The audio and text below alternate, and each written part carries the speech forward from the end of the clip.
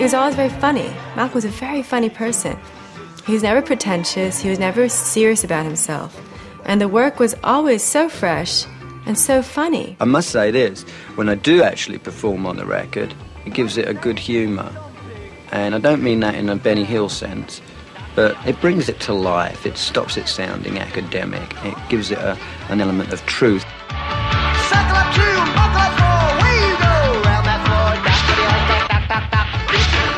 The videos you watch, the way he's dressed, the way he acts it out, going duck, duck, duck. Who else could do that? Only someone who's completely free with himself, could be a child, and had a sense of humor could do that.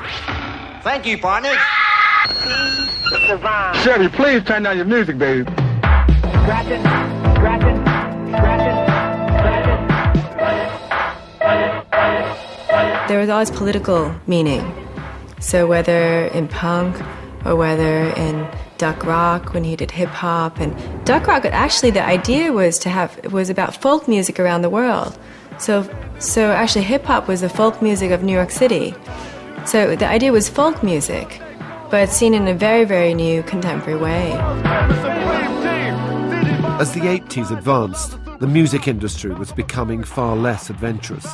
Unusual or challenging works like McLaren's were viewed with increasing suspicion. When he delivered Buffalo Gals, the record company said it wasn't music and said they were going to sue him.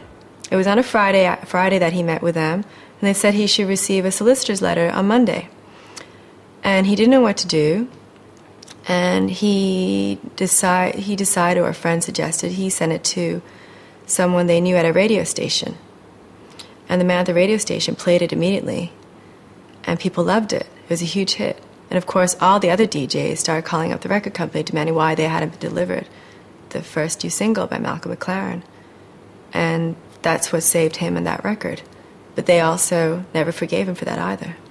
So that when he went off and carried on in a way, thinking about things, thinking about putting one thing with another, being incredibly ahead of his time in the way that he would create these fascinating montages of experience and impressions, always ahead, really, always sort of pointing out where we were about to go, everyone was still thinking of the Sex Pistols, everyone was still thinking of the madman, if you like, the agent provocateur, all these awful kind of cliches. So they weren't actually allowing him to develop as an artist because they were expecting the scam.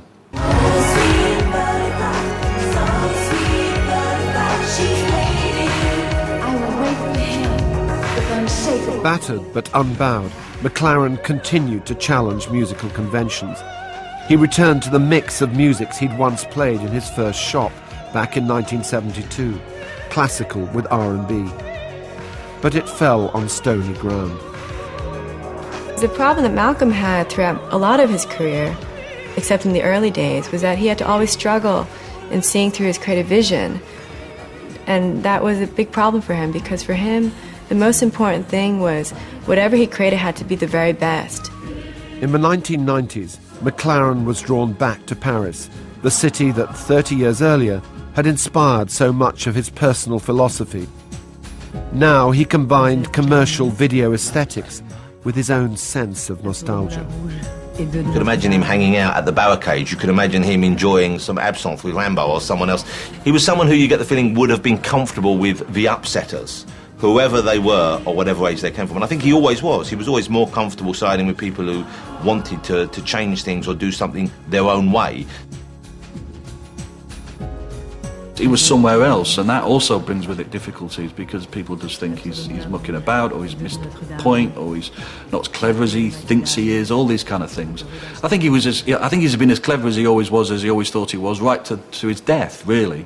And I think eventually, you know, when we work out the structure of his life and the things he did and why he did them, there will be an incredibly beautiful pattern to them that we will note. Malcolm's last work, finished just weeks before his death, again celebrated Paris, combining a collage of found materials with music and his gift for telling stories and spinning webs. I sometimes wonder if it's even worth it. I mean, any of it. The best painting, photograph or sculpture is the view. A grand, sweeping, romantic view across the rooftops of Paris. There are very clear threads in Malcolm's work throughout his career that never changed. The big thing about Malcolm was that, in his words, he made ugliness beautiful. He would take things that other people would think were just garbage, rubbish, or worthless, and through his magic, as he called it, alchemy, he said great artists were capable of alchemy, he would turn to something quite wonderful.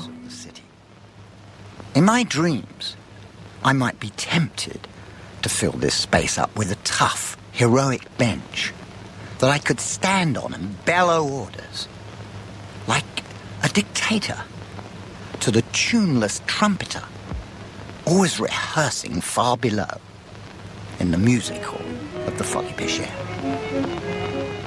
Incredibly stylish guy, brilliant at telling stories, great at encouraging you to go on adventures, life-changing, stood up for his beliefs and ideas to the end. And I think, underneath it all, even though I think he found it very difficult at times, he was really somebody who could be, in the end, in his own way, and I think that's the point, in his own way, a really great friend. And sometimes along the way he could fail, or fail in a commercial sense, but the result was always great. And his point is, yes, you have to be fearless in life. If you're afraid to fail,